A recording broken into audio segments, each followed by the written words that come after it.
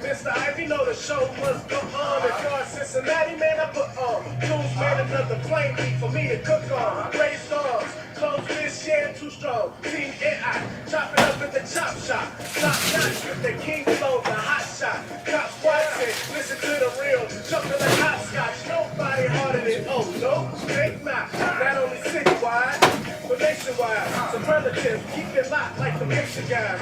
Put the truth in the airwaves, we talk about it. Brand new like the templates, let's talk about it. Who got the info about it? Hey yo, tryna be the rapper, got them jamming when they play him. Say it in my lane, they ain't gotta okay him. Who the host with the scoop? Yeah, they gon' say him. Aye, so superlative like a baby grandma. Show you where the princess, Cincinnati red tag. One time where my people at. Team NI where my people at. It's the 5-1-3, yeah, you know the flow. What's the word, Nate? Let them know the show. One time where my people at. Team NI where my people at. People at.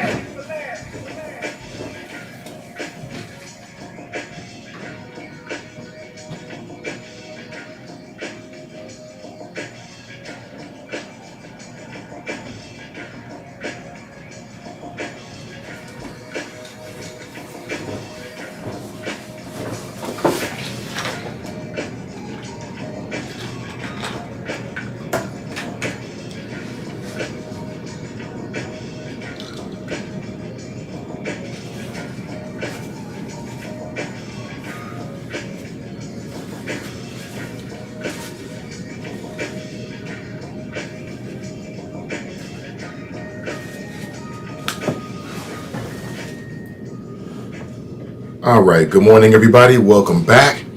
Let me give you a heads up because things are going to be a little bit, well, we're going to hit the ground running this morning. We've got a member of City Council, Mika Owens, and she's backstage. She's going to come on the show and talk about, well, we'll talk about the first 3 months. We'll talk about some of the more relevant policies. We'll talk about her vision, things she's working on, her perspective in just a couple of minutes. 513-873-7134. Still a little bit under the weather. Apologies on the voice. I don't know what it is, but the show goes on no matter what. Also, we'll give you updates on the Chris Rock and Will Smith saga. Apologies from both of those gentlemen. Apparently, they hugged it out, and they're moving to hopefully a better future. And people are still talking about what that means. Is it chivalry? We might get into it this morning. A teen fell to his death from an amusement ride.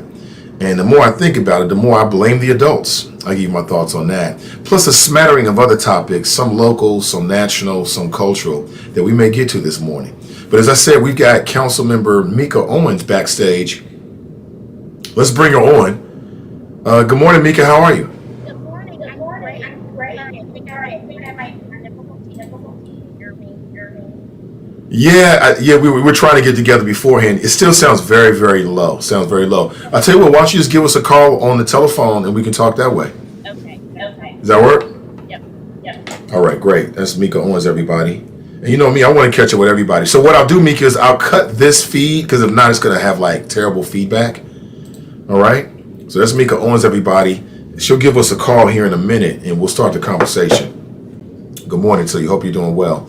513-873-7134. There it is. Hey, good morning. Good morning. There it is.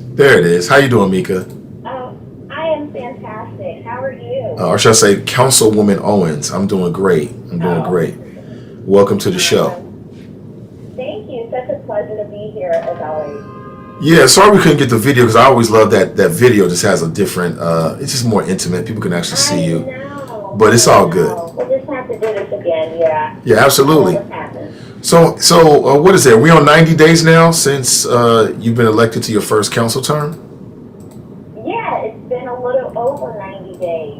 We're approaching 100 soon, and it's been quite an exciting ride. We've been moving at a fast pace since being sworn in on January 4th. we were in office the very next day. So it's been, I think every day is dynamic and adventurous. And so the folks who don't know, tell us what are your committee assignments, or the committees you're a part of, and then what committee do you chair? Yeah, so the committees that I sit on are budget, which is so important, and that's all of us on council that are on that committee. As you know, the budget is everything, and the decisions that we're able to make about how we pay for the services that we use and invest in, and continue to invest in the community. I also sit on the Equitable Growth and Housing Committee. I vice chair that. And then I chair the Climate, Environment, and Infrastructure Committee, which is a new committee for Cincinnati. Okay. And what's the name of that committee one more time? I'm sorry, I'm writing it down. I want to make sure I can. Yeah, so the short name, of course, in government, everything is an acronym. So CEI, so C as in climate, E as in environment, and I as in infrastructure. Okay, infrastructure. Okay, I want to talk a lot about that because I want to know what's the goal. Like, what is your vision for that particular committee, and then how's it going to impact Cincinnati, and then what policies are you working on right now that perhaps you want to share with us? Yeah. So I'm very curious. Yeah, absolutely. But let me start. So one. Well, I want to start here, Mika, if it's okay. I want to start. You said you're the vice chair of the Affordable Growth and Housing Committee. So it's equitable growth and housing. Equitable growth and housing. Okay, equitable. Mm-hmm. And I do know we had Reggie Harris on maybe a couple weeks back. We had Liz Keating on. We had Jan Michelle McCurney on. We was talking about that density housing ordinance. And I know that was, everybody was watching that committee. And I wanted to get your thoughts on that. When I talked with Reggie, he was like, this is not dead. I know he was not happy when the committee voted to basically not go forward on it. And then you voted to abstain. Is that correct? That is correct. And I was curious as to why you did that. Yeah.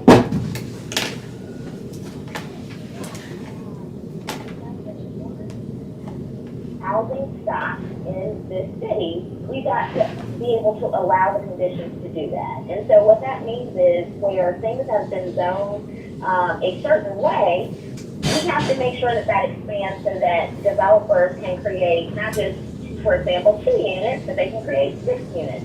And so people were coming to the conversation from various levels in terms of how we think about that. And so one of the friendly amendment that was offered by my colleague, Reggie Harris, was that, okay, we were listening to the community, the challenges of people who were opposing this legislation. And so the friendly amendment was, okay, let's extend this out to have more community engagement. Let's make sure we're working very closely with the administration, per neighborhood, to make sure that this can be as successful as possible and that we can mitigate unintended consequences. And at the same time, let's go ahead and put a cap on that this will not start until an entire year at least. And so, of course, these things take time anyway. This is not something that would have happened overnight. And so that was the legislation that I wanted to vote on, because I felt like it was a common ground for all of us to be able to move forward. And so, unfortunately, a majority of my colleagues did not agree with that.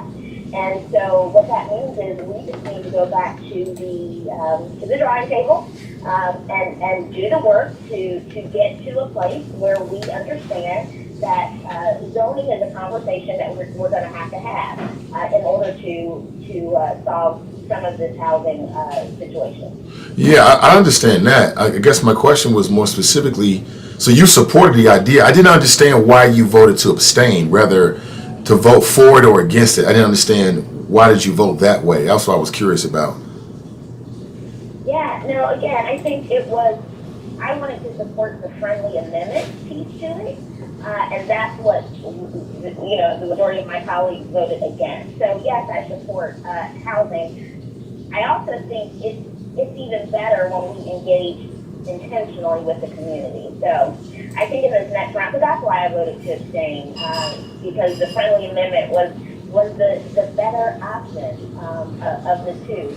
Huh. Okay. So why not vote for it then? For it to continue? Well, at that particular moment, the votes were not there. And so it would not have swayed the outcome in any kind of way. And so I did want to, again, take in and the community's concerns.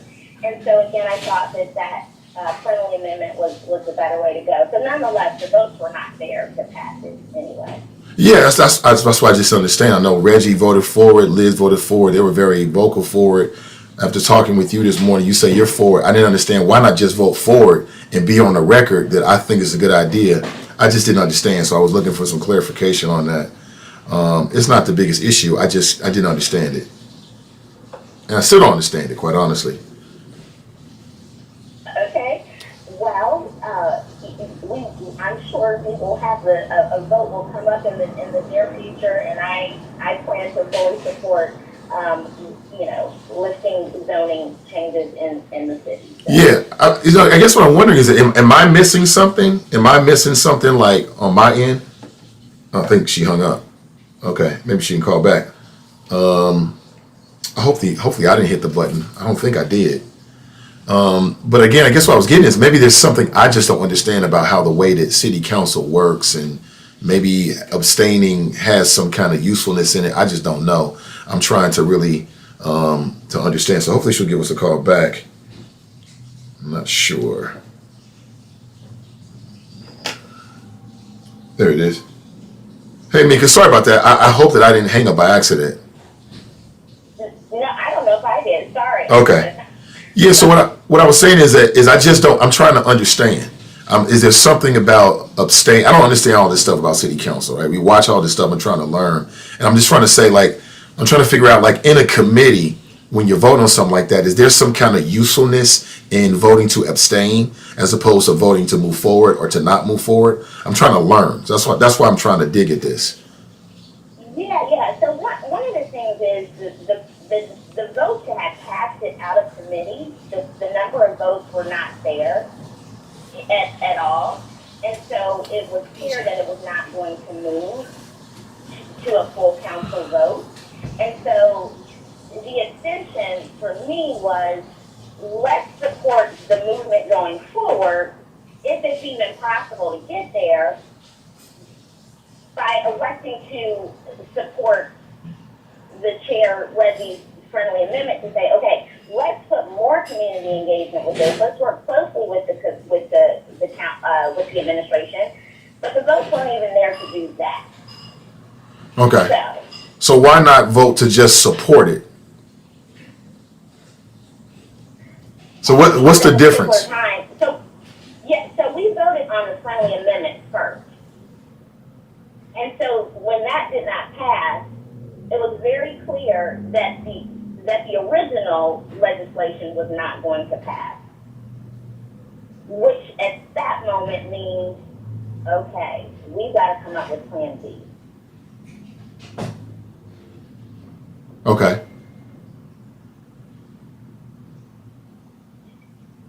And so what was important about this process is that it wasn't, the community is so against density, but the community wanted to be a part of the conversation even more so. Right. And so that was the piece that was important to me and important to, I know a lot of my colleagues that seemed like that they were not supporting it unless it had more community engagement.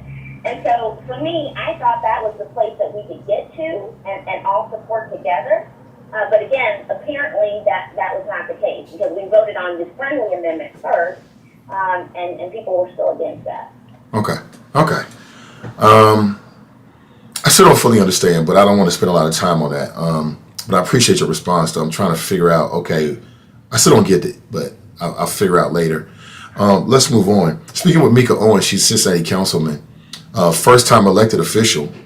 And what's the experience been like the first 3 months? This seems like from the outside looking in, there's a lot of expectations, right?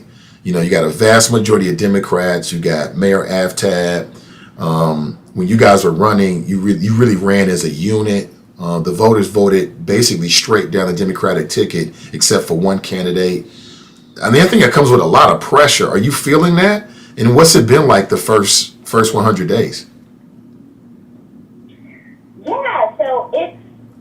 I think people are expecting a lot from City Hall, at this moment. And so there is that pressure to make sure that we are demonstrating the values that we all, ran on. And so it's been hard work, I can tell you, from day one.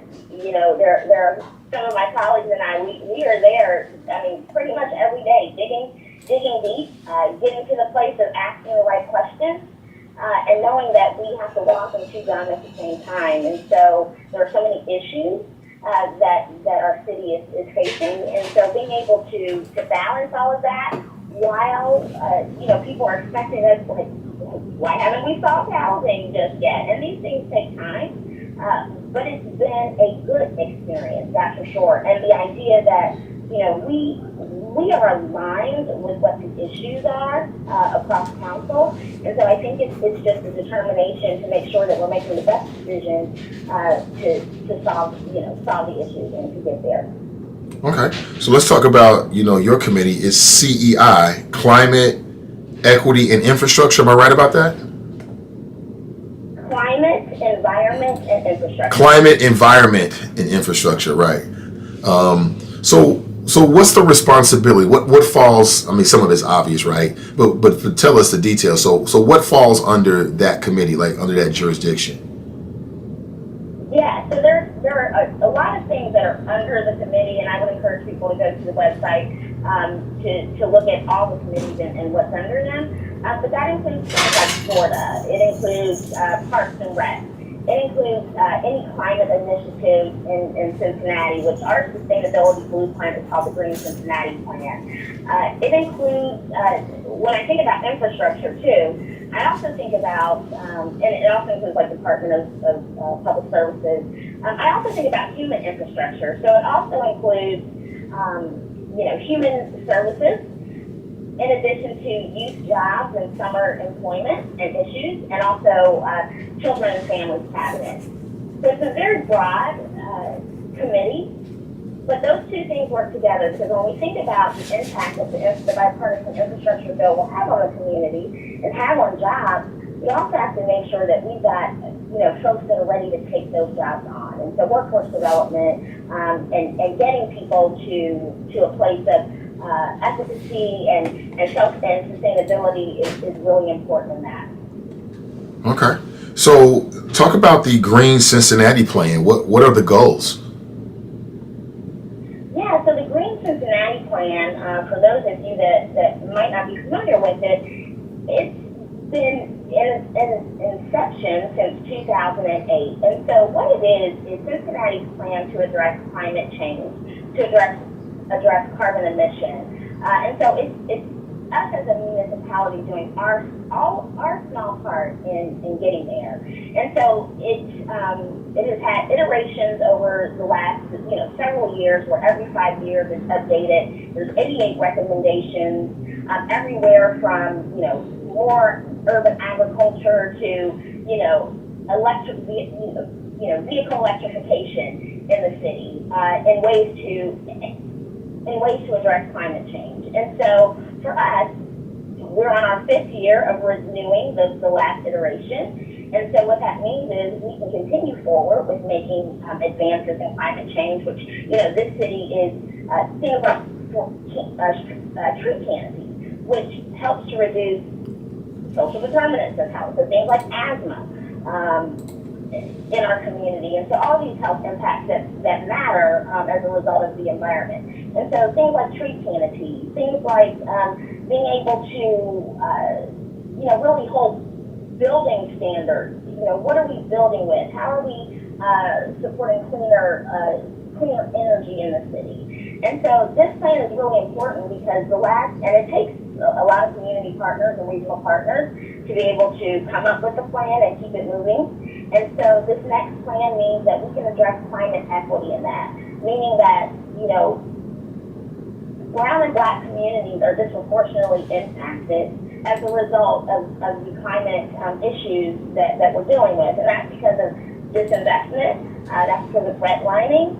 And so, these predisposed dispositions means that in this work going forward, we have to be really intentional about the policies that are impacting all of our communities. Mm-hmm. What day and time does your committee meet? Because I know people can watch it on city cable, and I want to make sure if people are interested, they can tune in on city cable and watch what's going on. I love city cable. I think it's just a great thing for our local democracy to possibly give us more insight as to what's happening. But what day and time is your committee?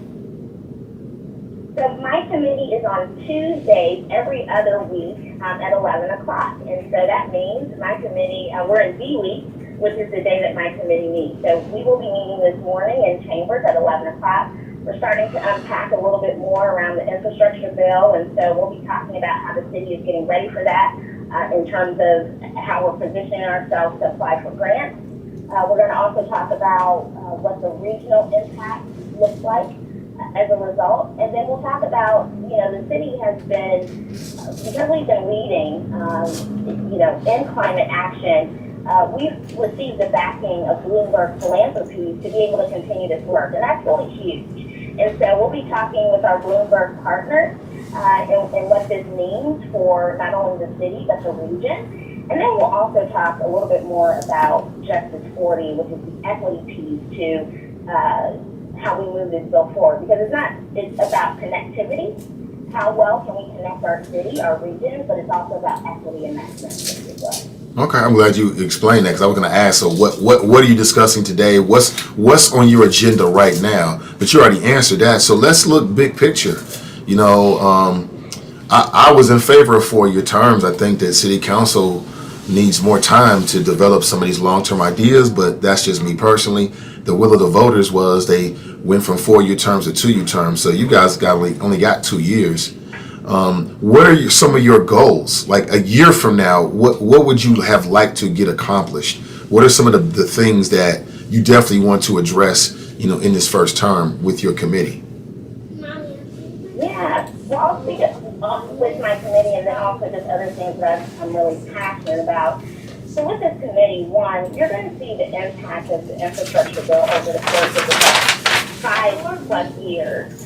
And so for me right now, the goal would be positioning the city as best as possible to be competitive when we apply for these grants, so that we can get as much funding as we possibly can to make sure that, again, we are connecting the city, we're planting trees, we're building an EV infrastructure, because we know that, just 6 years from now, 1 in 4 people will be driving an electric vehicle. And so it's a very fast market adoption rate. And so what that also means is being able to finish out the rest of the 88 recommendations from the Green Cincinnati plan, which we are over 80% in terms of the things that we've been able to accomplish thus far. And so being able to move that forward in this next iteration, again, centering climate equity in that conversation. So those are some of the big things, which also means what are the workforce development, talent pipeline strategies that we can also clearly demonstrate so that people are getting these jobs. People are ready for the jobs that will inevitably be created as a result of the infrastructure bill. Those are some things there. Also, of course, we can't do any of this work without making sure we have a structurally balanced budget. And so getting to that place where we are doing a lot with a little, and so being able to make strategic priority decisions around where we want to see the impact. And so for me, I think about things like violence reduction with young people, access to mental health. Those pieces are extremely important. And so my work will continue around that while we have declared gun violence as a public health crisis in the city. That was one of the first things that we were able to do, supported by all of council as well as the mayor. And so being able to take this into a lens where we are looking at data, evidence-based research, complex science to make sure that we are able to make the right policy decisions. I also want to see that we are investing in young people like never before. We've got to give young people access to opportunity and jobs. And so, you're going to see a council that is prioritizing those things, as well as myself, of course. But those are some of the big things that I wanna work on, continue to work on. Speaking with Cincinnati City Council member Mika Owens, she's a Democrat. This is her first time. Is this your first elected position? This is. Okay. This is my first elected position.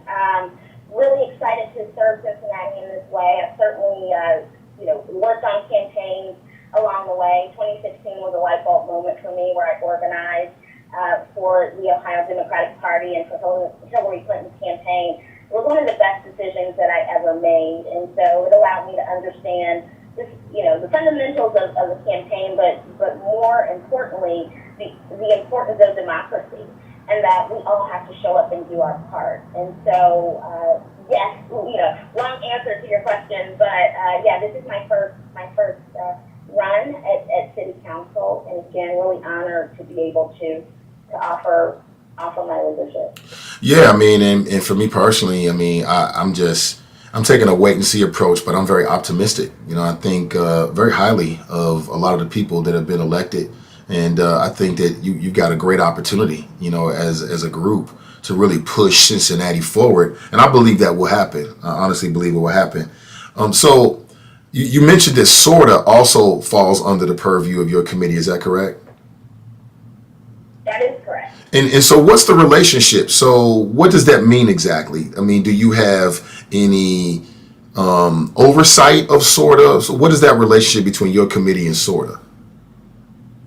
Yeah, so not oversight necessarily of SORTA, but it's how well is our Department of Transportation and Engineering and SORTA continuing to work together. And so it's SORTA, and so that relationship has to be something that is lockstep, because where SORTA bus stops are, where Metro bus stops are, these are in the city, right?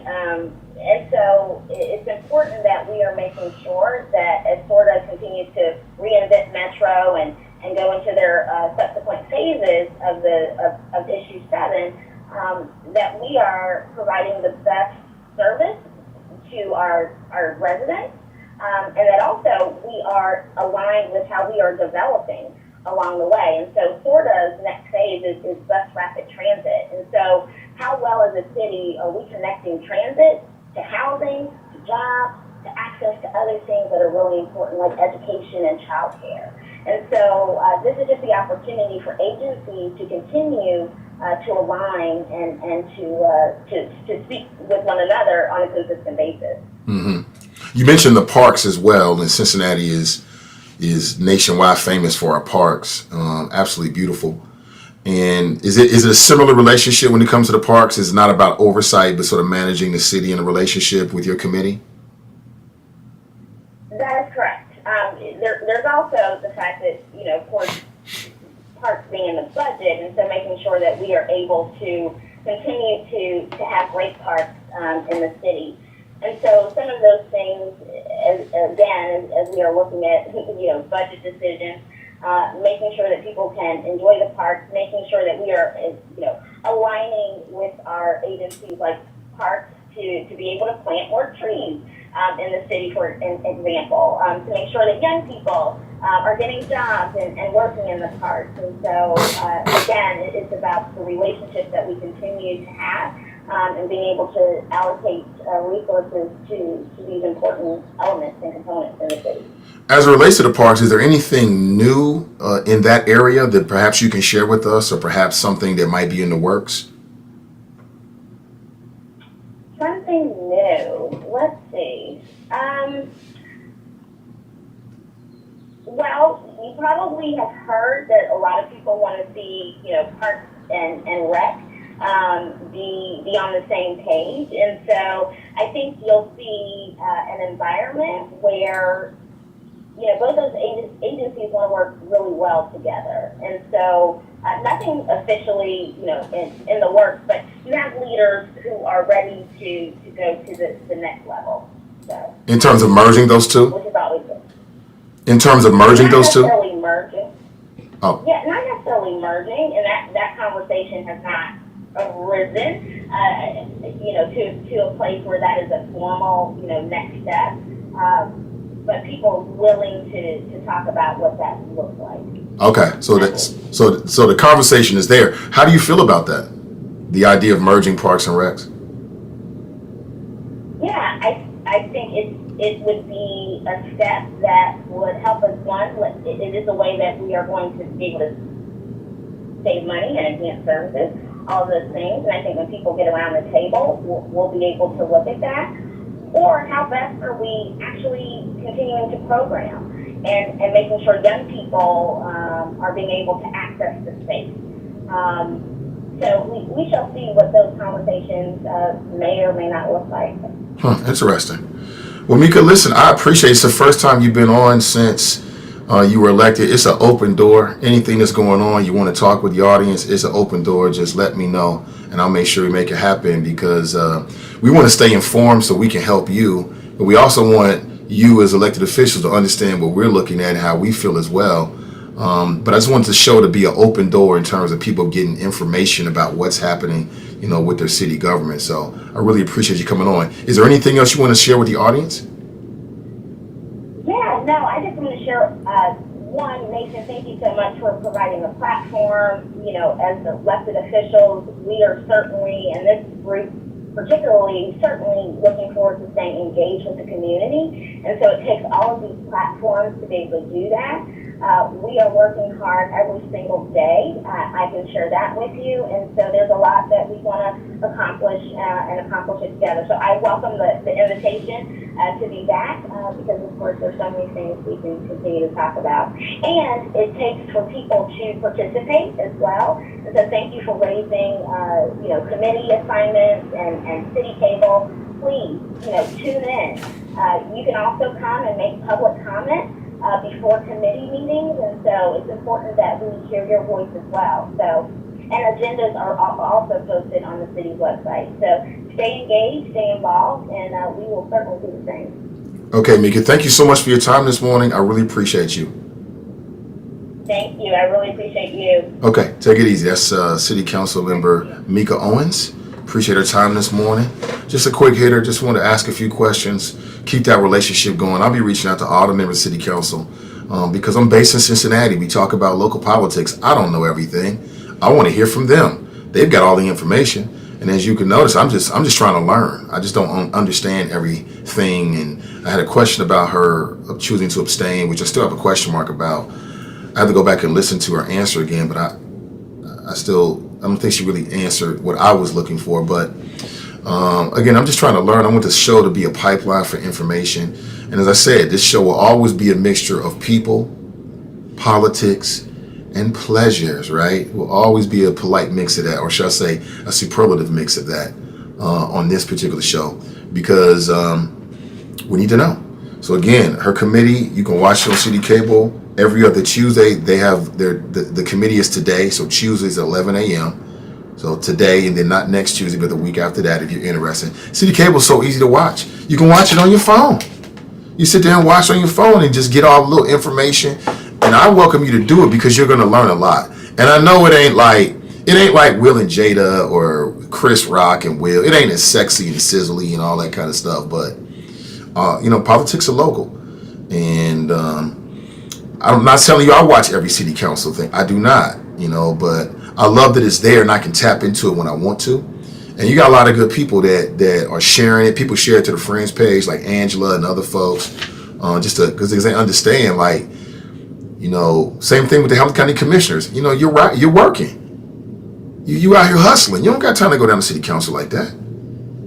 So you pick up your phone, boom, you can pop in and see what's going on. I encourage you to do it. We got to be participants. We just can't elect these people and then be hands off for 2 years and then get mad at them because they don't do what we want them to do. It don't work that way. We got to stay involved. We got to ask them questions. We got to search for answers. We got to let them know how we feel about it. And that's what I'm going to do. That's just me. That's just my style. Good morning to you. Hey, good morning, Kamara. Good to see you. And as of right now, I believe there are 3 black females on city council. You got Victoria Parks, Jen Michelle Linda Kearney, and Mika Owens. I love it. So we'll see what they do. Again, I'm standing by what I said. I'm going to take a wait and see approach.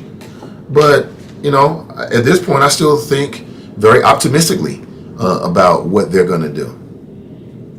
I know a few of the people, some more than others on council, or shall I say some better than others. But generally speaking, I think all good people, every last one of them good people. They care about the city. But we can't be disengaged. We gotta have some idea as to what's going on. Because I know what's going to happen. Most people in Cincinnati, see, we ain't the regular degular in Cincinnati. We ain't like everybody else. We something different over here, right? Everybody else is going to unplug and then in a year and a half be belly aching because they didn't get what they wanted to. That's that old Cincinnati shit. We don't do that. We forward thinking here. We're going to be proactive here. We're going to stay engaged here, at least with a conversation, because it's so easy to do.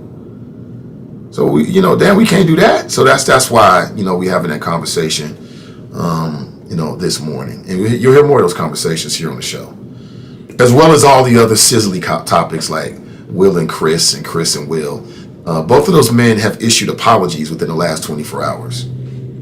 Chris Rock issued an apology, which I thought, damn, Chris, why are you apologizing? You didn't do nothing wrong. Chris Rock didn't do anything wrong. But he's apologizing? I'm like, come on, yo. Don't over-apologize. You know what I'm saying? If you're wrong, say you're wrong. Offer your apology then. But, some people over-apologize. I'm sorry. You don't got to do all that shit. I'm not doing that. Will, he offered an apology and said basically, he was out of line. But we know he was out of line. He was out of line. And now the more critical thinkers, the writers, the columnists, they're catching up with it. And there's so many articles out there. And all of them I've read have said that, a lot of them I've read have said, like, that's not the way you protect a black woman. Like, the way you protect a black woman is what Senator Cory Booker did with Judge Ketanji Brown Jackson. That's what I've been reading. And I stand by what I said. I mean, she wasn't in no danger. And in Will's apology, I still think he didn't get real. He was talking about, talking about my wife's alopecia is too far. Meanwhile, somebody went back to when Will Smith, many years ago, was on the Arsenio Hall show, a young Will Smith, and he was making jokes about a member of Arsenio Hall's band, and apparently that person was suffering from alopecia. That's how the internet works. If you're a hypocrite, the internet never forgets. The internet never forgets. So in Will's apology, I thought it was some bullshit, to be honest with you, because the reality is he was in his feelings about other stuff. And he projected it onto Chris Rock, as people do, because he knew that he could get it off with him. You know what I'm saying? That's why, gosh darn it, I hate when people play with me. I hate that. Because I feel like they're reading me and they feel like, oh, I can get this off with him. I hate when people try to play me, which is rare. But it does happen. You know what I'm saying? Because as an adult, I already know, oh, you think you can get this off with me. You know what I'm saying? It's like bullies. Bullies don't bully everybody. They only bully the people they know they can get that off on. The mofos who they think would take their shirt off and get busy with them right then, they don't mess with them. And that's what Will did. He never would have approached, I don't know, you name a comic. He never would have did that shit. And he never would have did that with a white comic. So when I read his apology, I was like, look at this bullshit. Excuse my language. I'm like, man, get out of here. But he had to offer an apology, and I guarantee you, wait for it. Will is going to announce that he's going to Anger. He's going to therapy. I'm in therapy, y'all, because that's what the white folks are going to demand that he does as a condition for them to accept him again. In order for him to be accepted by the white community, Will is going to have to go to therapy and anger management. Watch. I guarantee it. Wait for it. Wait for it. And, I read the apology and I'm like, man, this is some bull-ish. That's what I thought. Save it. Save it. Like, everybody makes mistakes. Nobody is perfect. Everybody at some point, hopefully, if you're a good person, you made a mistake and you realize it. But don't over-apologize to me. You know what I'm saying? Like, if you really care and we really cool, just don't do the shit. Save your apologies. You know what I'm saying? Chris Rock, I don't even know why he put out a statement talking about, well, you know, my friend Will and Jada, my joke went too far. Your joke did not go too far. I mean, will somebody send Chris Rock some freaking testicles? You let this man walk up here and smack you, and you telling jokes, and now you apologizing? For what? You the victim. Chris Rock was the victim. He ain't need to offer no apology for what? You telling jokes. That's why they had Chris Rock come, because he tells jokes. And I don't think the joke was out of bounds. I don't think it was a funny joke. I didn't laugh at it, but I don't think it was overly out of bounds or anything. I mean, there are some jokes that can go too far if it's very of an intimate and personal nature. That wasn't no intimate and personal nature. Hey, good morning, Jane. Oh, man, Jane sent me some message, man. Great news. I love it. I love to hear about my people doing well. I loves it. I hate that shit. I'm telling you. Grown folks at this age, them folks in their 50s, Will looked at Chris and was like, oh, I can get this off on him. He ain't gonna do nothing. Or if he do, I can handle him. And that's why he did it. And there was no acknowledgement of that in his apology. In his apology, he was all like well, you know, I just felt like the stuff about my wife was too far. You and your wife does a podcast. And on her podcast, she's talking about all kind of intimate shit. Millions of people tune into that podcast per episode.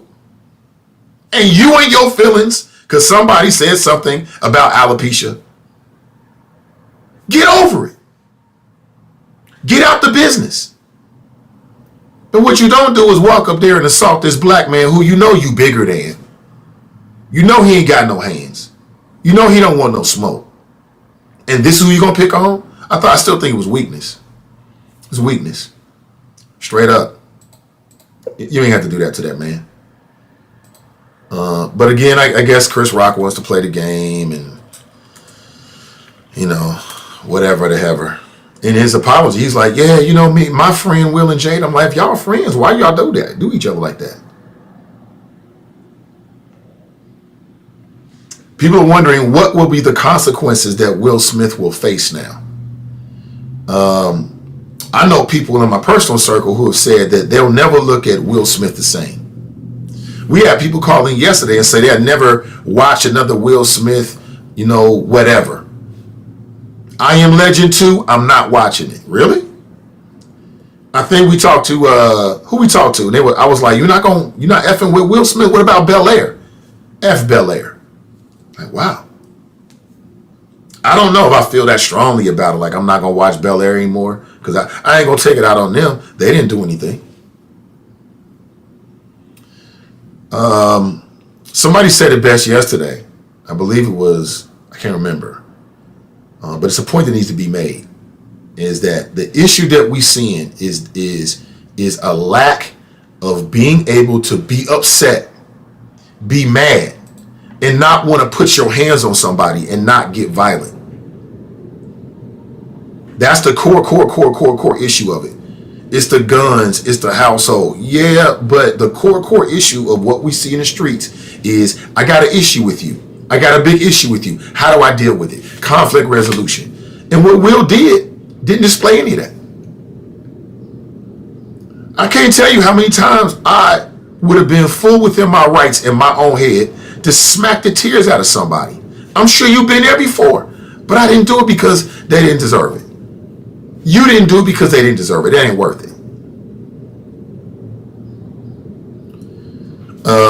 Have you ever been in a situation where you just absolutely lost it? You're a Christian, but I ain't a Christian in this moment. Jesus gonna have to forgive me. I think we all have had those moments. Everybody got a line that once somebody crosses it or you go there, whatever happens, happens. We've all been there before, right? But not on national TV and you're about to get a gosh darn award. You ruined the moment. You ruined the moment. And again, I just don't understand. I just don't understand. And you know what's so interesting is how in the moment people was coming over consoling Will and, oh, Will, don't do this and don't do that and, oh, you good, buddy. And I'm like, wait a minute, you just assaulted a man. I wouldn't be mad at Chris Rock if he pressed charges. I would not be mad. I wouldn't be mad. I'm not upset that he didn't, but if he did, I wouldn't be mad at Chris Rock. Not one bit, because you know, Chris Rock got a family too. He got children. He got people that love him. They sit at home mortified. They absolutely mortified right now. Will Smith only thinking about himself. All these people like, well, why you slap him but you didn't slap August Alsina? Hell, my daughter said that to me. I'm like, well, wait a minute. How do you even know about this? My daughter said to me yesterday, like, how you gonna slap Chris Rock, but you didn't slap the man that was sleeping with your wife? That's what my daughter said to me yesterday. I'm like, huh? Where'd she get this from?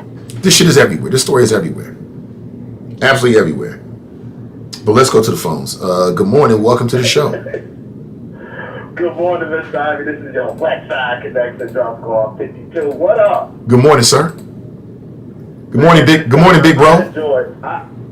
I enjoy waiting on home, because, man, what I just listened to, Nate, you had me dying, because you are 110% correct, Nate. This story has more legs than a spider, because it's almost like you would say, I don't want to repeat everything you said, because you almost stole my thunder, but, you know, I'm Drop Squad 52, so I can handle it. But, Nate, the thing about what you were saying about Will Smith's apology and Chris Rock's apology, that kind of leads me to my suggestion yesterday that this whole thing could have been staged. But obviously it wasn't. But again, the longer this thing goes on, and then you have events like Chris Rock apologizing, and I've heard it just in one day since I got home yesterday. This is the range I've heard connected to this story. Some commentator on CNN blamed it on Trump, all the way to the end where people said Will Smith should have been perp walked on national TV in handcuffs and arrested for assaulting Chris Rock. This thing is deep, Nate. This thing is going to go on for a long time. And here's another thing. I'm listening to Al Sharpton, and you know he is the #1 race hustler and Negro whisperer and black spokesperson for the Democrat Party. He says black folks shouldn't be distracted by Will Smith, but they should be focused on legislation from the Democrats. Now, again, Nate, this just shows you the power of the internet, and this is why I love your show. And there's a couple more things, and I'm going to go, because you remember Kanye West, when he stormed the stage at the Grammy, right? You remember when Lil Mama, she stormed the stage one time. And those two black people, they were tagged with the mental illness thing. And we already know how the mental illness thing is connected with Kanye and Pete Davidson and his ex-wife and that whole thing. But Nate, again, Will Smith, somehow, Nate, I'm telling you, because there's people comparing him to Bill Cosby as far as canceling him in the black community. So again, I still think if you go back to Will Smith's early career, everybody thought he was fake anyway. And now he's an adult, he's getting toward the end of his career, and he's the only black actor in Hollywood whose wife has a podcast and putting their business in the street. Denzel Washington wife ain't got no podcast. Samuel Jackson wife ain't got no podcast. Morgan Freeman wife ain't got no podcast. And those are the three, including Will Smith, the 4 biggest Hollywood black icons in this country in my lifetime. So again, this thing is going to go on and on and on and on, and I think the major beneficiary is going to be Chris Rock. So maybe that's why he's apologizing. I don't know. But Nate, I'm going to go. Thank you for letting me get this off. And your show, I know it's going to be dominated by this topic. So, Drop Squad 52, dropping giant. Anyone. Oh, Nate, before I go. Sure. You got to check out the video that I made, another Drop Squad 52 production, where Shannon Sharp, I don't know if you heard what Shannon Sharp said about this, but he said he would have whooped Will Smith's ass. Drop Squad 52, I'm out. Yeah, I did watch it. I mean, as I'm watching the news every day, everybody's talking about it, including sports news. Sports news broke from talking about sports to talk about this. All them ESPN, all the guys that do sports that I check out, and there's a bunch of shows I check out on a daily or weekly basis to get my sports entertainment news. They were all talking about this. This ain't sports. I did see Shannon Sharp, and I wasn't surprised. I mean, most men are going to come on and do what I did. Like, if they did that to me, you know how men are. If you did that to me, I would do this, right? You know, everybody's going to say that. And that's because men know what just happened here. You know, I remember playing basketball, which I miss. I miss that competition. But I remember situations where you would see two dudes get into it, right? One dude's the aggressor, but he's getting into it with a dude who, I won't say softer. I wouldn't call a man soft, but I would say is less aggressive. But yet, when you match him up with a dude that's more aggressive and more about that smoke, all that energy's different. Men read that kind of shit. We like, file it. And that's how men are looking at this shit. We know this was some weak shit about Will. You don't do no shit like that. You know what I'm saying? You're going to walk up on the stage, let there be a challenge up there. Motherfucking Leonidas needs to be up there. You know, you don't get no props from picking on somebody that everybody knows that you can get that off on. You don't get no props from that for no man. I mean, that's weakness. Will Smith says that he's embarrassed. Let me read to you what he wrote on Instagram. Violence, and I didn't know that Will has 61 million followers on Instagram. That's huge. He got a country that follows him. Violence in all of its forms is poisonous and destructive. My behavior at last night's Academy Awards was unacceptable and inexcusable. Two things right there. Number one, there's a time for everything. There's a time for violence. Let's not act like there's not. There's a time for violence. There's a time to open up a can of whoop ass, or grab your pistol, or grab your weapon. There's a time for everything. He writes, my behavior at last night's Academy Awards was unacceptable and inexcusable. Here we are talking about the behavior of a black man.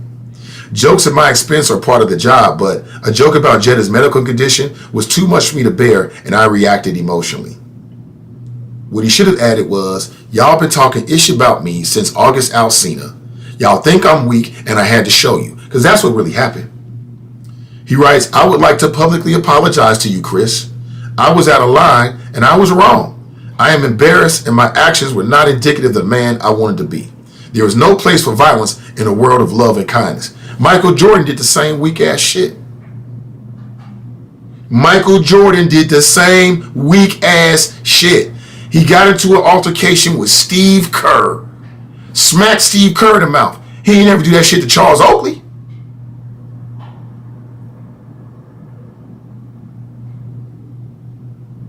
He ain't ever do that shit to Bill Cartwright. Because the story would have been different. Michael Jordan's in the hospital today. He received 8 stitches after a fight with Charles Oakley. It's that weakness right there, man. I continue, then I go straight to the phones. I would also like to apologize to the Academy, the producers of the show, so you got to make the white folks happy. And everyone watching around the world. Shit, it was great TV for us. I would like to apologize to the Williams family and the King Richard family. I deeply regret that my behavior is staying what has been an otherwise gorgeous journey for all of us. I am a work in progress. Sincerely, Will. Okay. All right. Good morning. Welcome to the show. Hi, buddy. How you doing? What up, Fame? Yes, sir. Fame Rosty, a.k.a. Faye O. Wolf. Hey, listen, man. You brought that Michael Jordan story up. Before The Last Dance, I knew about that probably like 10, 15 years before. and all that. You know, it was just kind of one of those stories you had heard about. And I always thought that was weak sauce about Jordan. Like, he stole on Kerr, really. He popped off on him. Like, you know, said, what's his name? Phil Jackson sitting home that day. It was just like, you know, yeah, I mean, it ain't even got to be Oakley. Like, go steal Scottie Pippen, Ron Harper, somebody your size, not the white boy who's there to shoot at the end of the, you know what I'm saying, who's there to just to shoot knockdown jumpers. He ain't got no athleticism to him, and he's only 6'1". You're 6'6". You know, so I always thought that was weak sauce by him, and it's never really been called out on him about that. You know what I'm saying? Yeah, you know, I agree. You know, you were talking about the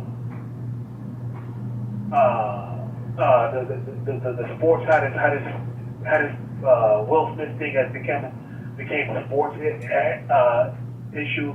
You know, one thing people forget, Will Smith is the size of a Division I athlete. He's like 6'2", 210 pounds. He looks like a Division I athlete. And Chris Rock looks like a tall 8th grader. Like 5'9", 5'10", slender, slim. You know, another thing with that's what I'm saying. Will Smith was just kind of bullying him. Right. But he knew he could get that off on him. Right. On Chris Rock, you know, but yeah, and when I'm hearing all these athletes on these shows talking about it, it's like, you all are all 6'4", if not bigger. Nobody's gonna of course y'all gonna clock somebody off back, but nobody's gonna clock y'all like that. Y'all big as hell. And Strong look like Shannon Sharp looks like he could still play, like right now, tomorrow.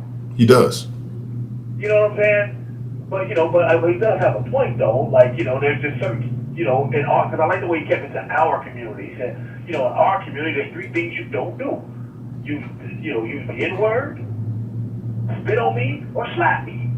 Those are the 3, I forgot what he called it, but basically said those are going to set it off. 3 deadly sins, yeah. You know what I'm saying?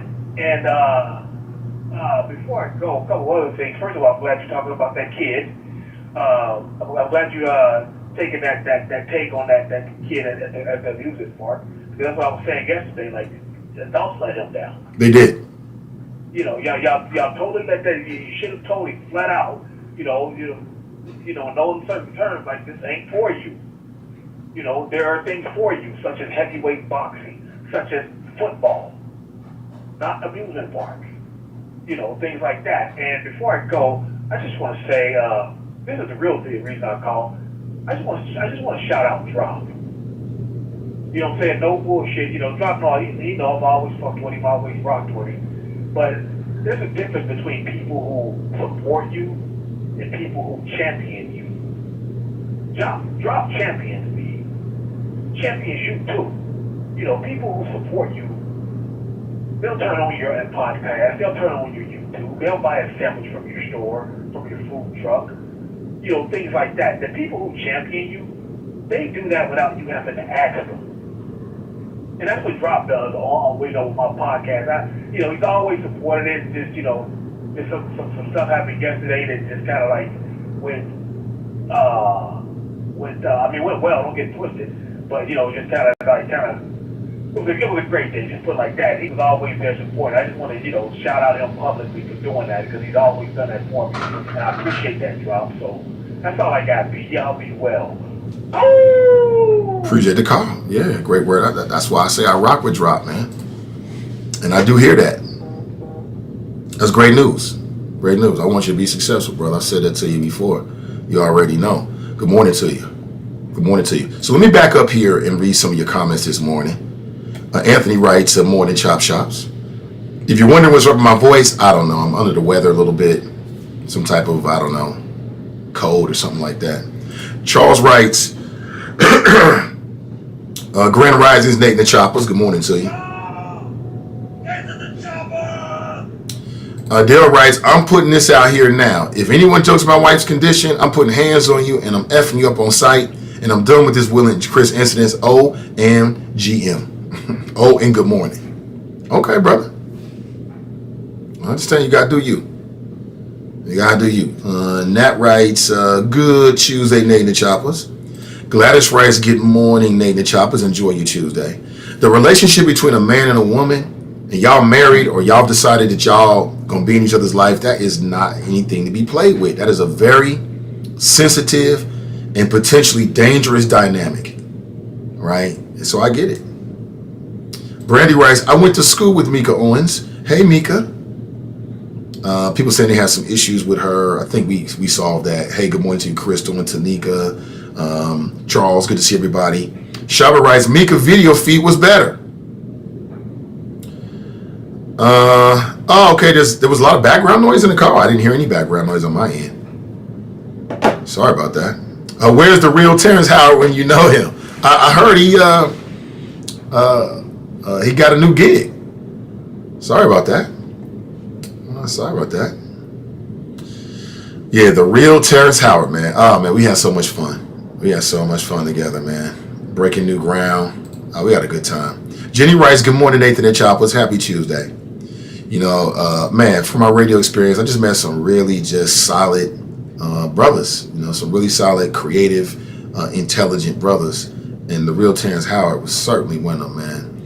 My man Daryl on the ones and twos. And of course, Mr. Lamont, just great people. And they all helped me in what I was doing. You know, they helped me be great. Appreciate those brothers, man. Mika writes, good morning, Choppers. Make it a great day. Absolutely. Oh, there's an echo? Oh, okay. She sounds far away. I'm so sorry to hear all of that.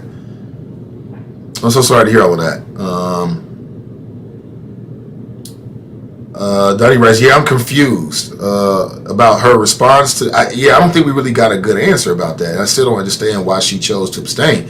It was just something I made a mental note about, and I was like, if I ever talk to her, I want to ask her because everybody else voted, and she voted to abstain. I'm like, well, if you support it, then why not vote to support it? I didn't understand, and maybe there's some politics involved in that, and I just don't understand the nuances of it. But I wanted to ask her, so there it is. There are black women in the Facebook group posting memes. Grow up. Besides, who speaks in hieroglyphics in 2022? Daryl writes, if you was for it, then why abstain? Right. That was my question. I didn't understand it. I got to go back and maybe she answered. But as I sit here, people, I don't think she did. And I don't understand why not. And I'm like, okay, maybe this is just something that's a mechanism for counsel. Like if one person abstains, then that means something for the future of the idea or something. That's what I was thinking, but I don't know. Dale writes, she's gonna be a one-term. I wasn't feeling her when she was running. This confirms the reason why. Really? I don't have any negative feelings about Mika Owens. I don't have any negative feelings about anybody on council right now. They're just so new. They just got there. And I keep saying this. I know it's a hard pill to swallow because we elect you and we like, hey, hit the ground running. And that's true. Hit the ground running. But, I just know my own personal experience moving into a new position. It took me some time to figure things out, to figure out my lane, to figure out what I wanted to do and how I wanted to do it. So I want to give the council members grace as well. It don't mean that they should be destructive or maybe not getting anything done and we're going to keep making excuses. I'm not saying that. I'm just like, they're human beings. So let's wait and see. And that's why my approach with these interviews early on is always just asking a lot of questions. Like, what are your plans? And that's why I'm taking notes, because in 3 months when we talk, and if we talk with Mika again, or in a year, whenever it is, then I can say, hey, well, you said you want to do this, per our conversation, were you able to accomplish that? I think that's fair at this point. I know Jason Williams thinks that the city council has already failed, but he's got a political axe to grind and he's super partisan, and I got my own bias politically, but at this point, let's wait and see.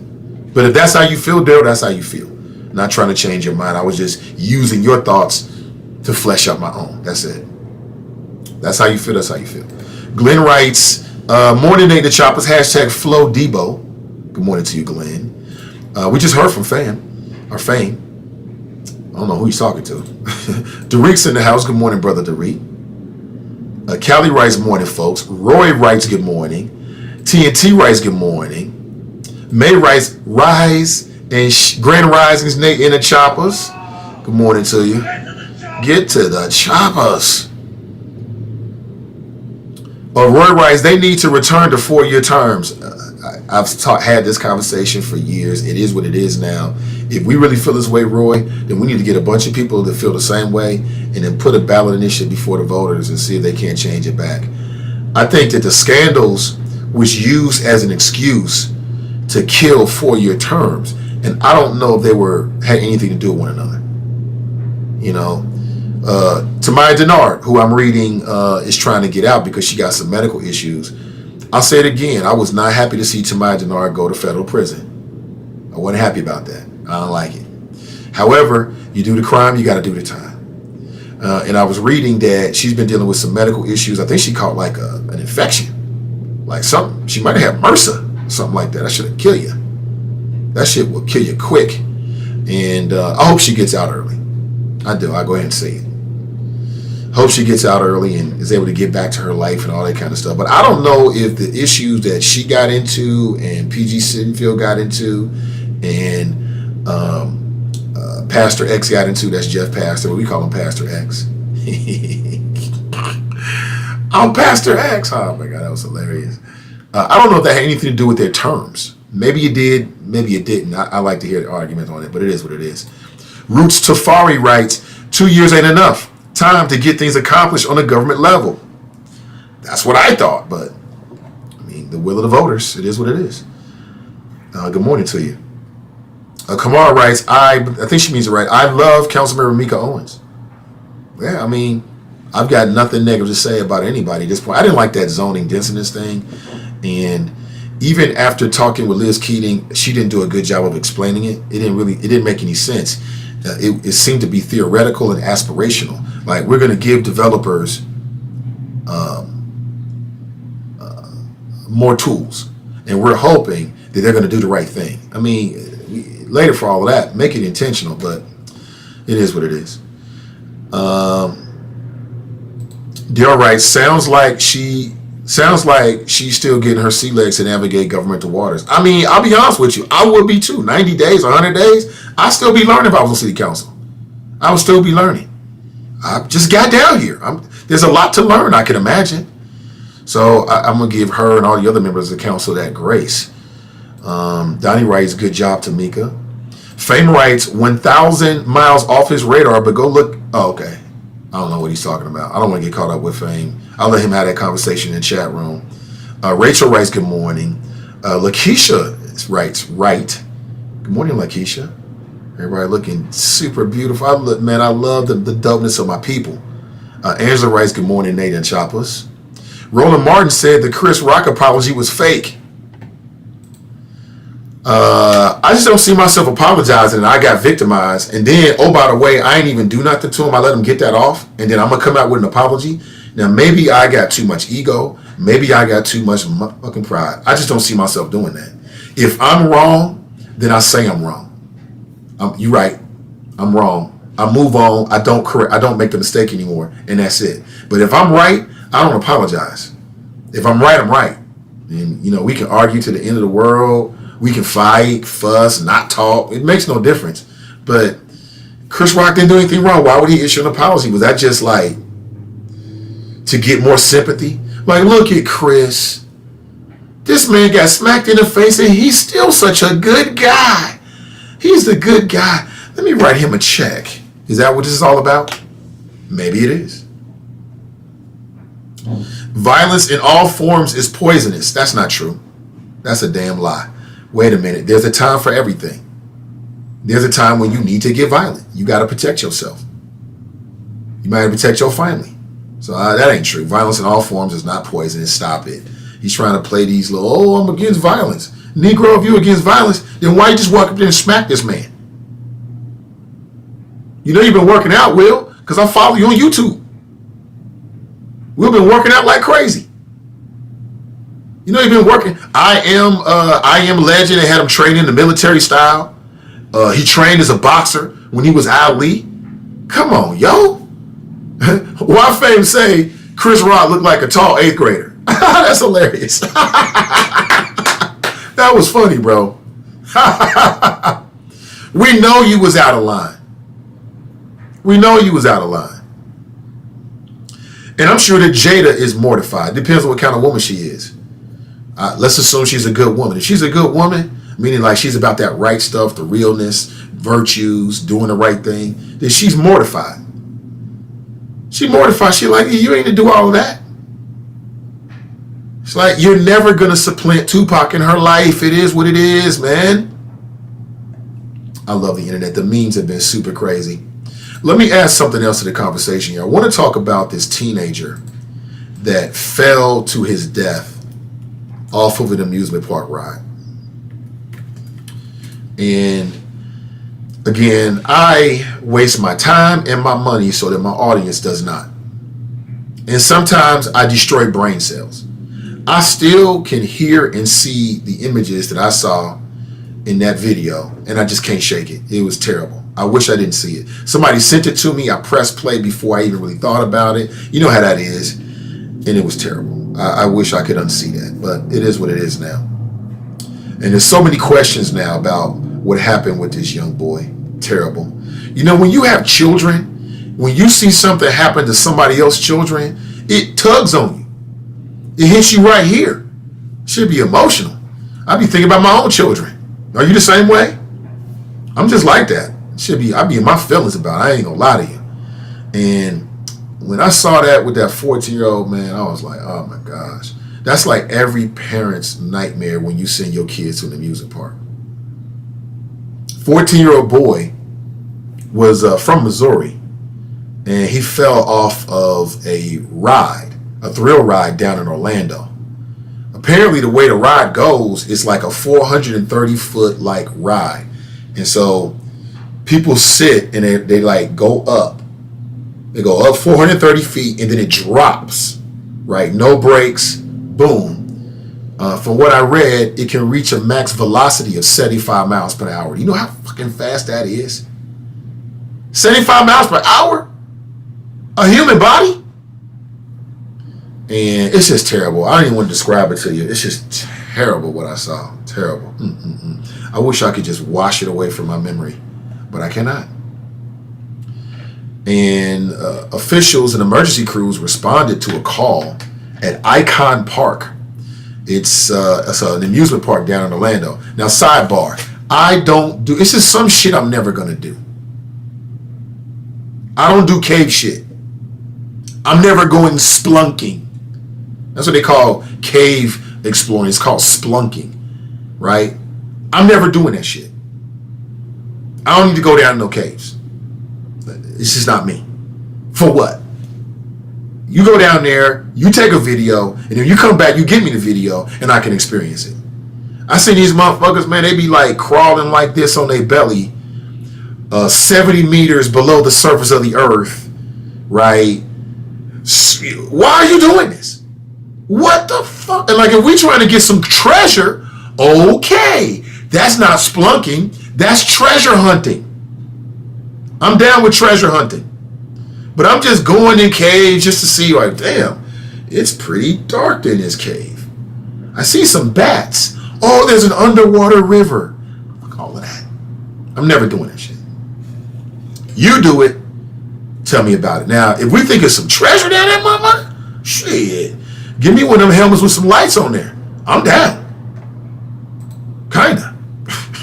There's a limit. Look at this body, man. This body was not meant to be squeezed into no little crevices. 70, 40, 50, 30, 5, 2 meters below the surface of the ground. I ain't doing that shit.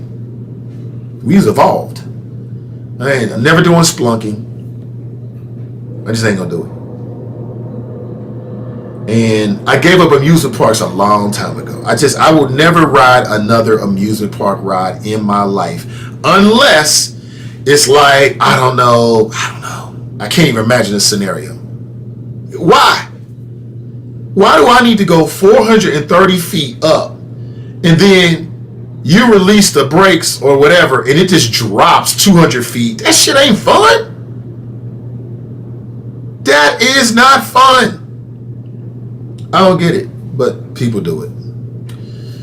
But as more information comes out about this 14-year-old, apparently he was a football player and he had some weight about him. You know, he wasn't a small boy at 14. You know, he was on that gridiron. And I just feel like you got to know your kids. And I don't know if the parents told them not to, but I don't want my kids to ride rides no matter what, like right now. If my son or my daughter had a little bit more weight on them, I'm definitely not letting you get on this shit. No, this ain't for you. This ain't for you. Go do something else. Apparently, he slips out of his unsecured harness and fell to his death. And listen, don't watch it. If those kind of things will keep you up at night and you won't be able to shake it, don't watch it. You don't want to watch it. And this is coming from somebody, I watch all that shit. Face of the Death, accident video. I hit all that shit, man. I watch all of it. And that, for whatever reason, is just sticking with me.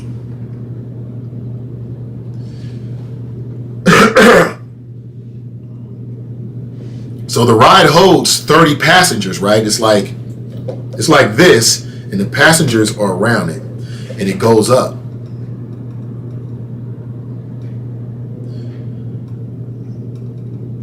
Right? That's the way that ride works. And when it gets to about, I don't know, the apex is 430 feet. So when it gets to the apex, or the top, it just drops. Whee! This is so much fun. That shit ain't fucking fun.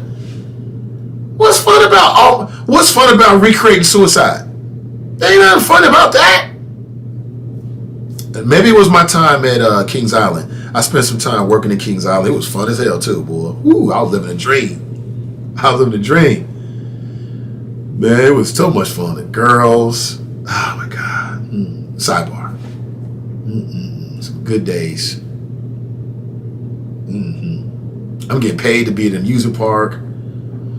I did 2 jobs. I worked a ride, and then I worked in one of the retail stores. And everybody wanted to work the rides because you're outside, and it's just exciting, right?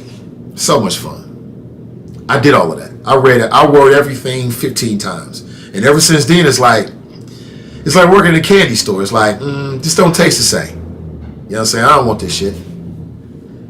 And lucky the wifey feels the same way. I think as people get older, they start to feel that way. Now, everybody's different. You might have some people that love amusement rides and all that kind of shit. God bless you. I wish you the best. You better than me, because I ain't doing it. I just don't. It ain't worth it. The steak and the sizzle ain't the same. It just ain't worth it. I get off the ride, I'm all woozy. I'm like, wow, that was fun. That shit wasn't fun. That's just me. It's just me. I ain't with it.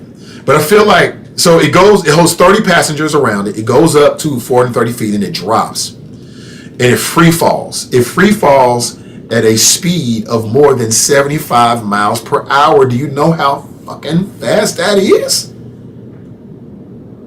That is crazy fast. Man. In that video, you can see this young boy. And see, that opens up a question.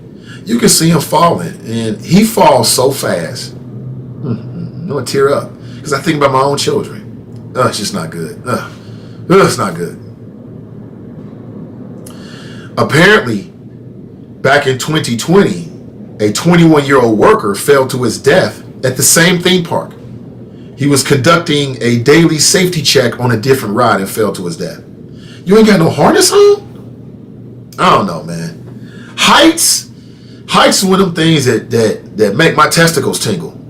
You know what I'm saying? Like, I'm just telling you. You get that little feeling in your testicles. It's like, oof, not for me. And there's a couple things here we need to talk about. Number one, allowing your kids, parents. If my son is bigger, he got some weight on him, I'm just not gonna let him do that kind of shit. You just can't do that. Get on something else.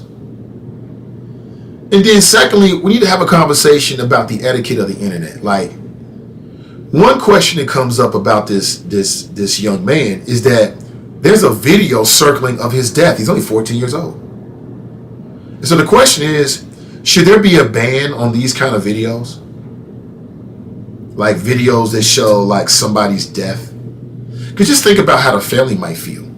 All these people, I don't know if they would care or not. Maybe they might be so much into their grief they don't care about what the world is thinking or looking at. But it just seems to me like we should have a conversation about what's acceptable to share and not to share, right? Like, you can't do porn. Certain types of porn, that would be looked upon as like a bad thing. And watching a 14-year-old boy fall to his death, everybody's sharing it. It seems like very macabre, right? Should it be stopped? I mean, should those kind of videos even be allowed to be shared? I don't know. Should you put like an X rating or a rating on it and then people can watch what they want to watch? Again, I'm open to the conversation. I want to get your thoughts about it at 513-873-7134. Brian writes, that was a fake statement by Chris Rock. Was it? When you say fake statement, what do you mean by fake statement? Like, he didn't write it or he didn't really mean it? Because if I'm Chris Rock, I'm not putting out no apology. I'm not apologizing for doing my job. And then you got mad because I'm doing my job. That's like me doing my job right here. I'm talking that talk. I'm talking that ish. And somebody gets mad about something I say on the show. They see me out in the streets. They take a shot at me. And I'm supposed to apologize? No. Nakia writes, if Will Smith did that mess in the hood, it would have gotten ugly. But Will Smith never would have did that in the hood, let alone with a hood negwa.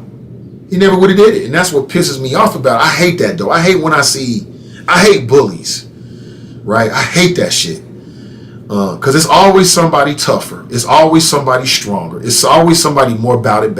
It's always somebody who don't give a damn more than you do. It's always somebody who's got a bigger gun or a weapon and you don't. You always got that.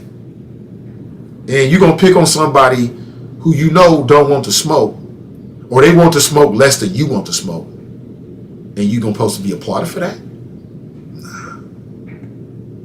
Nah, I can't do it. May writes, he did not apologize. You talking about Chris Rock? Hold on here. I thought he did. Are you saying that was fake? That really wasn't an apology from Chris Rock at all, that somebody just made it up? Okay. That would make more sense. Hold on, I'm going to pull this up. That would make more sense. I can see that. Because I just couldn't understand, apologize for what? Hold on, somebody sent to me last night. It appeared to be from Chris Rock. But you're right, these days, man, people make fakes in a second, so I ain't surprised by it. I ain't surprised one bit. Let me see. Rachel writes, it's Hollywood. They do not operate in the same arena as we regular folks. LA politics.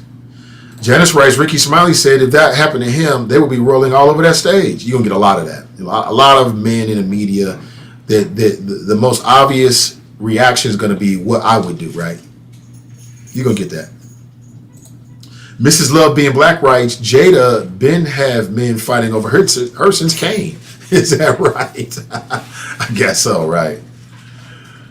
So women just got that, right? Roots writes, the joke wasn't out of bounds. Chris took the stress that Jada has inflicted all on Will over the past couple of years. And yes, Will would not have done that to anyone else, right? Brenda writes, Will felt comfy, sized up to pray. You're Will Smith. You're Will freaking Smith. But what it goes to show you, and we all have insecurities. I have insecurities. I'll fully tell you. I got things I'm insecure about. I'm sure the same thing about you. Everybody's got insecurities. It's just interesting to see the insecurities that a man like Will Smith has. Like, I remember Will Smith going on the Breakfast Club and admitting that he was insecure about the relationship that Tupac had with Jada. And I'm like, you're Will freaking Smith. Well, how would you be insecure about what any man is doing with anybody? You're Will Smith. You're the Fresh Prince. Parents just don't understand. Big time movie star. And you worried about her ex? I guess that's a very human thing. And I can't say that I don't completely understand it. I'll be lying to you if I said I don't completely understand it. But I'm like, you're Will Smith. You ain't no regular degular. And now here you are, Will Smith, and you sit in the audience about to get a motherfucking Oscar. A black man's about to get an Oscar, and you caught up with what this man is telling a joke? Y'all gonna leave there and go to an after party surrounded by celebrities. You're gonna leave the after party and go to a multi-million-dollar home, your lifestyle. And you worried about what this fool saying? I don't get it. I don't get it, but I think what it uncovers is that like people like Will Smith is human too. He's human. And just because you perceive something on the outside a certain way don't mean that's what's really going on the inside. It don't mean that. That's some deep shit. But I mean, we all human. We all human. So I can't go super hard on Will because we all tragically flawed. We all make mistakes. We all do dumb shit. Everybody at some point in their life has got caught up in their feelings, me included. I ain't no different.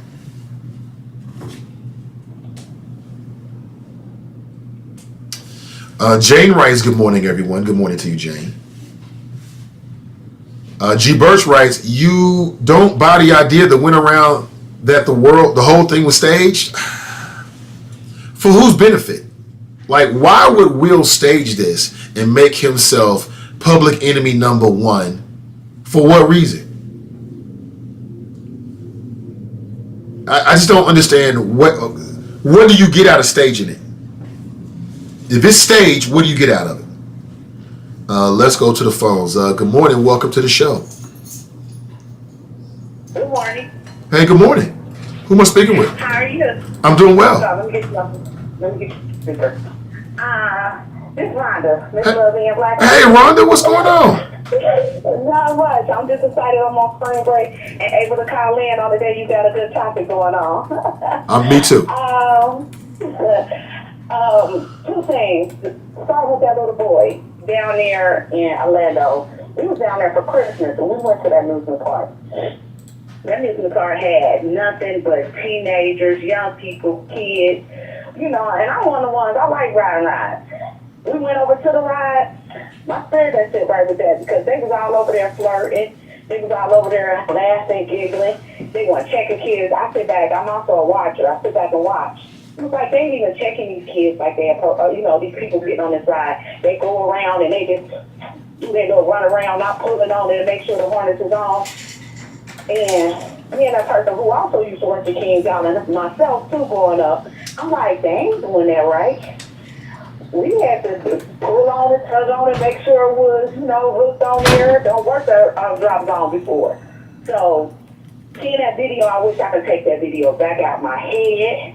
Wish I would have never seen it. Still sorry at the coworker who brought it in and showed it to me. And it's like, yeah. I tell people, if you are a person like that, it's not even so much about your size, it's so much about the person who put you in there. You need to pull on it and make sure that you strapped in that harness yourself appropriately because I wasn't feeling that the whole time I was down there. And then going to this Will and Jada and this Chris Rock stuff. When I saw that video, and I know Jada was suffering from alopecia. I just seen the hairstyle. I thought the joke was funny. Like, really, really funny. Like, I'm like, Chris Rock's a genius. Not only he got about her hairstyle, he got on the fact that Demi Moore cheated on her husband and left her for a younger man, too. And I was sitting there cracking up and seeing Will go up and smack him like that. Man, he was all respect for Will. To me, he was like a sucker MC in the hood. Like you said, to go around and be knowing that you the knockout king and you knocking out little kids on the block until you run across that real one. And then get up there and cry. Talking about the academy and all that stuff. After you and your wife sat there and begged to go to the academy, then you go up there and act like a nigga because that's what he was acting like. Excuse my language. But that's what he went up there acting like, an ignorant individual who couldn't keep the emotion in check. If he felt like the Chris went too far, that's why he could have hollered at him behind stage. Hey, bro, let's talk to you. It ain't like y'all ain't gonna be behind stage together. He embarrassed the Williams family. He embarrassed us as, you know what I'm saying? I hate to be like that, portraying what other black folks do and making us be embarrassed about what other black folks do. But I'm surprised Monique ain't saying nothing about it since she had so much to say about the bonnets on portraying what other black folks do, embarrassing the black race. He embarrassed himself overall when it came down to this whole incident because he disrespected another black man. in our society where they claim black on black crime. He just gave them a good example to use as black on black crime, and that's all I got to say. Hey, thank you so much, Rhonda. I appreciate you. Thanks for the call. Bye. Yeah, she's like, ooh, man. She up there acting like a nigga. Don't get up there in front of them white folks and act like a nigga. Why you do that? Yeah, it was weak sauce. Ain't nobody going for that. That's what a weak man thinks that a strong man's supposed to do. Now, is there a time when you have a woman in your life or a wifey to mother your kids and you got to go there? Absolutely. For sure. You might have to cut through 2-3 motherfuckers if you got to. We understand that. That wasn't it. He didn't protect Will from Jada for anything. If anything, he made her even a larger object of ridicule and further scrutiny, and you made it worse. And his apology was some BS. People are telling me that Chris Rock apology was fake, so I'll go with the chop shop on that. Maybe you're right, I don't know. It would make sense because I'm like, apologize for what? It seems sincere though. I will double check. May writes, folks like they never had a setback before. Oh, absolutely. Many setbacks. For sure. And I'm going to have more setbacks. Shit, that's how you get to success. You got to fail. Callie writes, he ruined the black director moment. Yeah.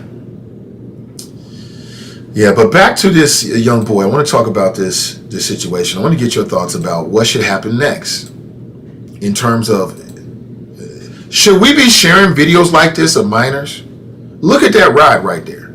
I'm never getting on that shit. Ever. Why would I do that?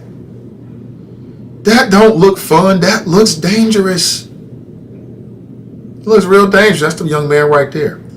I'm reading, check this out, y'all. His father found out about it on social media. His father found out about it on social media. Can you imagine the father of that young boy watching that video for the first time and that's his son? I'm sure he was inconsolable. I'm sure he was tore up. I'm sure he's going to be tore up forever. You don't get over nothing like that and that's your baby boy. That's your baby boy right there. Look at that shit, man. That don't look fun. Like, do we really need amusement park rides like that? I mean, sure, they're legal, but do we really need them? This is just like a mistake. People ride rides every year, every amusement season year. Nate, nothing ever really happens. I mean, this is just a freak accident. Yeah, okay, I can hear that. But you tell me what you think. 513-873-7134. Jericho writes, oh no, your daughter said that? Yeah. And I'm like, how does she even know about all of this? We don't talk to her about that shit. That's grown folks shit. Now, maybe she heard my show because, they're walking in and out sometimes. Or, she goes to high school. You know what I'm saying? I mean, we might run our household a certain way and restrict her access to certain things, but that don't mean that all her friends' parents do. And again, I'm not judging parents. Do you? So when she goes to school, they can be like, hey, look at this. Like, what's that? Oh, you ain't here? That's what my daughter said to me. Janice writes, Will knock the hell out of all of the talking society has been having with our young people about conflict resolution. Yeah, he didn't deal with it right. TNT writes, was that his first Oscar? And many other black men had a big night that this incident took the shine from. I don't know if it was his first Oscar. I don't know. That's a really good question. I don't know. I have to double check on that. More of your chat here. Let me jump inside the chop shop. Ashley writes, good morning, Nathan and Choppers. Good morning to you, Ashley. Fox writes, rise and shine, young stars. What's up, Fox? Ray writes, good risings, all. Sharp writes, good morning, Nathan and Choppers. Now, before we go any deeper, guys, I need to share with you that we have a couple of tickets that I want to give away. Okay? I want to give away a couple tickets to the Soulful Sounds concert. Now, we had O.J. Wellborn on Friday. His team is promoting it, TWE, the Wellborn Experience. They've moved into doing some different things, including offering this concert. And we've got at least 2 tickets for you this morning. And I'm going to give them away democratically. Okay, we'll do. I want to give them away very democratically. What is this? Oh, okay. Oh, okay. I see you, Kevin. I want to give away very democratically. Okay. So the way, if you're interested in going to the Soulful Sounds concert, which is coming up on, I believe it's the 8th. So you got a little bit over a week. It's a Friday. Not this Friday, but next Friday. All you have to do is text Soulful Sounds, those two words. Text that to me at 513-953-4224. All right, text Soulful Sounds.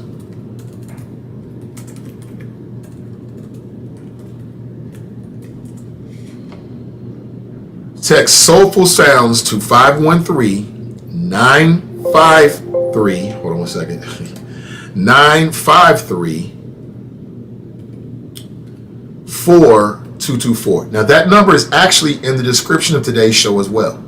Okay, that's my text number. You can text me if you want to get registered. I'm going to do it very democratically. So what are we going to do? As people text Soulful Sounds to 513-953-4224, basically as you come in, I'm going to give you a number. That number is the order in which you texted in. I'm just going to randomly draw a number, and whoever wins that'll be the winner. I want to do it very democratically. There might be a lot of people that want to go. If you're interested, you can register to win. Just text Soulful Sounds to 513-953-4224. 513-953-4224. That's all you can do. And all you got to do is do it once. If you do it multiple times, it's the first time is what's going to really count. Okay, and I'm keeping a track of who, with the order of people. We're going to do it very just randomly.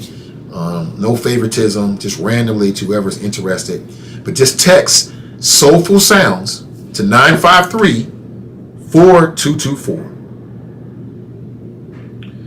953-4224. Okay. And I'll say it again. Text Soulful Sounds, that's the name of the concert, to 513-953-4224. And I will confirm with you throughout the day. You'll get a text from me saying, hey, you're registered. Just simple as that. We'll make it real simple. Okay, I see people are coming in right now. Clarence and Jesse and Roger and Ronald and Joe, I got you. But I'm going to follow up. Mia, got you. But I'm going to follow up with an actual text message later on today to know you're registered. So if you're interested, we got 2 tickets for you to the Soulful Sounds concert that's coming up on April the 8th. Pardon me, a little bit under the weather here. If you're interested, and we'll give you the winners later this week. That way we'll have a week between, when we know the winner is, and we'll figure out how you get the tickets and all that kind of good stuff. But just text Soulful Sounds to 513-953-4224. You can do it today. You can do it right now. You can do it later today. You can do it tomorrow. All right, to get registered to win these 2 tickets, and we'll make sure you get them. Okay, it's going to be at the Andrew J. Brady Entertainment Center that's down on the river. I haven't been there yet, but people say great things about it, and you can win 2 tickets to check it out. So maybe you and your friend go, or maybe your significant other, or maybe somebody that you just want to hang out with, or whatever, and just have a good time. All right, courtesy my friends over at TWE. Again, text Soulful Sounds to 513-953-4224. All right. Let me double check and see. Okay, I got you, Nat and Darlene and Tiffany and Marisha. Got you. I got you. She said, that's my birthday weekend. I wish I could just give it away to everybody, but we got a limited supply, so I got to do it very unbiased and fair. Okay, so if you're interested, you can, I say it again, text Soulful Sounds to 513-953-4224. Now, some of you are already part of my text community, so this is easy for you. Okay, it's just one less step. All right, so make sure you get it in. And I'll talk more about it throughout the week. And I'll put something out. I put something on the Nathan Ivey Show page. Some of you might have seen it, but I haven't really circulated around yet. I'll do that later today. Mrs. Love being black, right? Shannon Sharp said it best. I did see Shannon. Yeah, he would never do that with Shannon Sharp. Shannon Sharp played football. He's a tough guy. He can tell he's for all that smoke. So it just would never happen. Rachel writes, this will be over by the weekend. Our society has ADHD. Yeah. Yeah. TNT writes, I swear I can't scroll down my feed without seeing everyone's individual posts and position on this incident. This is social media gold. And every single day, people are analyzing them more and more. And something so small and insignificant can challenge their careers, both Will and Jada. Absolutely. Janice writes, a national NAACP lawyer said what Will Smith did will resonate negatively for years within the minds of our young people. Or it could just be a great example. Like sometimes you can learn from other people's mistakes. Young people might look at this and be like, damn, Will was a sucker. That's the wrong way to do it. And they've learned. So we'll see.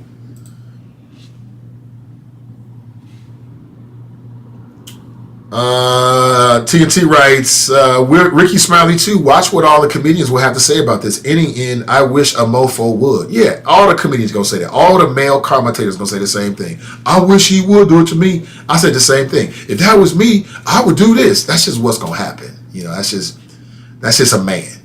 You know, every man gonna take this opportunity to let the world know what he would do. I got it. Drop writes, shout out to the Lady Choppers. What's up, Drop? Lemmy writes, good morning. Good to see you. Greg writes, he's been listening on YouTube because he had problems with Facebook and their two-factor authentication. Yeah, I've had to deal with that myself. When it comes up or whatever they want me to do, I do it quickly. That way I don't forget about it. And sometimes they have these these deadlines and they'll lock you out of your Facebook account. Facebook be tripping, but it is what it is. Daryl writes, seems like that was his publicist statement. Is that right? When a black man makes a mistake publicly, people want to make it some larger indictment on all black men. That's rooted in racism, and we shouldn't participate. I'm with you on that. That's Will's problem. Although I do think it's fair to say, look at some of the people who are like cheerleading Will Smith. Oh, I'll do the same thing. Will did the same thing. Well, those would be some of the same people who'll be like, wow, look at the violence on the community on the streets. I think that's fair. But am I absorbing what Will Smith did as a black man? Hell, the fuck, no, that's him. I ain't do that. That's all him.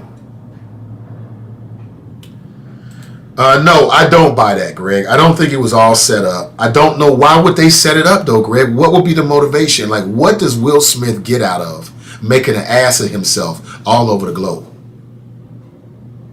How does that further his interest? Is that like some ritual to the Illuminati or something? I mean, why would Will Smith do this? To make himself public enemy number one, so to speak. Right? Everybody across the world thinking, that was a sucker move. Or they're thinking, I think differently about Will Smith. Why would Will Smith do that, Greg? I just don't understand what the motivation is. Like, if you got some info, please share it. Because as I sit here right now, it don't make sense. Charles Oakley would have beat Jordan's ass. I don't know. It definitely would have been a rumble. That's for sure. It would have been a rumble. Janice writes, hold on one second. We got a call coming in. Good morning. Welcome to the show. Good morning, Nate. How's it going, man? It's going well, brother. Welcome. Glenn. Nate, are you sure that what happened between Will and Chris hasn't dramatically affected you as a black man? Pretty sure. I'm saying that facetiously because I'm glad to hear you say that, because that's another part of this whole idea of this whole incident that's getting on my last good nerve. Makes me want to slap the hell out of somebody. This whole idea that it's making black people look bad as a whole, and quite honestly, it's a bunch of black people, I don't know, scared of what white people might think of them. I'll put it this way, Nate. You have friends who happen to be of a different ethnicity. Did you look at them and say, you know what? You look just like the dudes carrying around tiki torches in Charlottesville or walking around with Camp Auschwitz hoodies on during the January 6th domestic terrorist attack. You see where I'm coming from with this? I understand you a lot. Where you going with it? But for whatever reason, You know, we got those that are so willing to just accept the negative part of it and just automatically apply it to black people. Let me ask you, Nate, why didn't they take the example that Tyler Perry and Denzel Washington showed in that situation when they went to comfort that brother, Will Smith? Now, I've heard people say, well, who went to go comfort Chris Rock? And I understand their point. But why aren't we using Denzel and Tyler Perry as an example of, I don't know, black excellence, black, confidence under fire, whatever you want to call it? You get where I'm coming from with this? I understand. So that shit burns me up, man. Pardon my French. But, you know, that's a whole other part of this whole damn incident that's really getting on my last good nerve. And like you said, I slept good last night with the fan on. And that one, does anybody, when I went to the store, say, you know what, Glenn, you remind me of what Will Smith. You were in to smack somebody? Like, no, I'm just here to pick up an Arizona tea and get the hell on. It ain't that complicated. So I just wanted to get that out there, man. Flo Debo, I'm out. All right, thank you for the call, Flo Debo. Hide your chains. Denzel Washington, you're right. So why isn't the brothers coming to his defense a bigger story? Because it's less sizzle. It's less sizzle. It's not enough. It's not as much sizzle as the smack heard around the world. Denzel Washington purportedly said to Will, "The devil comes for you when you at your highest." The devil? You gonna bring the devil into this? What the devil ain't got nothing to do with this? That was Will and his feelings. And again, black men should be allowed to be in their feelings. You know what I'm saying? Nothing wrong being in your feelings. It's part of being human. It's how you interact with it, how you deal with it. That's the issue for me. Good morning. Welcome to the show. Good morning, Nathan. It's Kev on the cell. Good morning, Kev on the cell. Welcome. Hey, man, I'm going to say the exact opposite of my illustrious colleague, G. Dennis. I wish love would, because people kind of take me that way too, like I'm taking the person that laughs about it. I'm like, yeah, I've been feeling private for a while. Give me an excuse. I'm just kidding, man. We both know that brother shouldn't have done it. But my nephew posted something this morning, and he said, and I quote, "How long y'all want to talk about this?" He's like, "Ain't nothing else happening in the world." From the mouth of a 21-year-old young man, right? He says, "Man, it's got to be something else to talk about."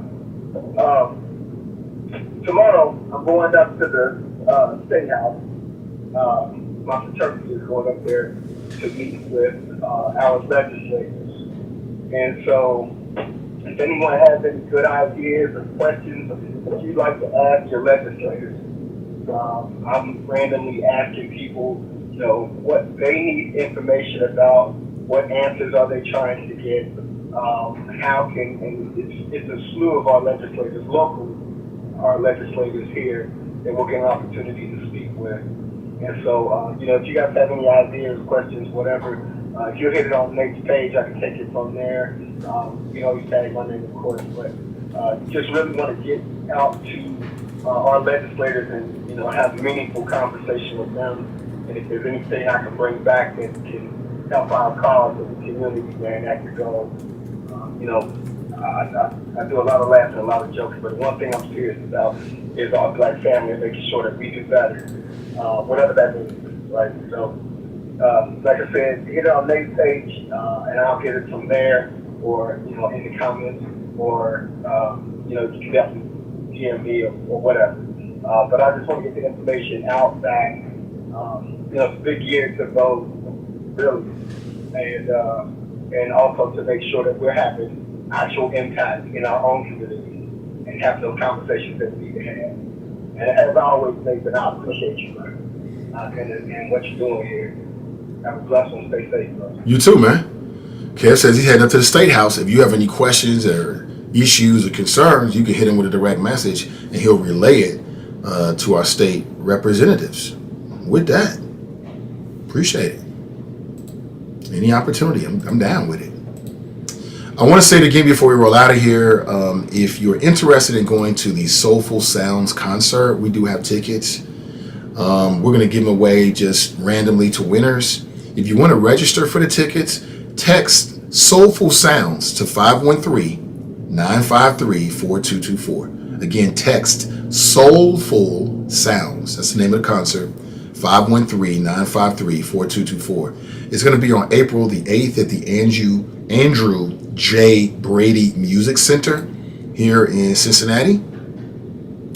Downtown Cincinnati. Doors open at 5:30 p.m. Showtime is 7 p.m. John B., Michelle A., Life Jennings, Bashari Assad. That'll be your entertainment. You don't want to miss this R&B concert brought to you by the good folks over at TWE Promotion. So check them out. Check them out. You might want to get some tickets to check it out for yourself. Or if you want to register, again, text Soulful Sounds to 513-953-4224. All right? Have an excellent rest of your day, family. I got to make a move, put my voice to rest. I don't know, a little under the weather here. Hopefully I'll feel 100% really soon. I'm not feeling bad, just a throat thing. Have a great rest of your Tuesday.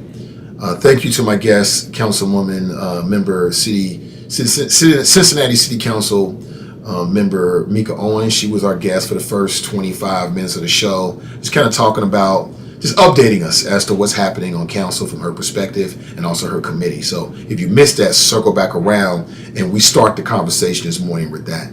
Have an excellent rest of your day. Make it a tremendous Tuesday, and I'll be back before you know it, and hopefully better than ever. All right? Have an excellent week. Remember our motto, folks.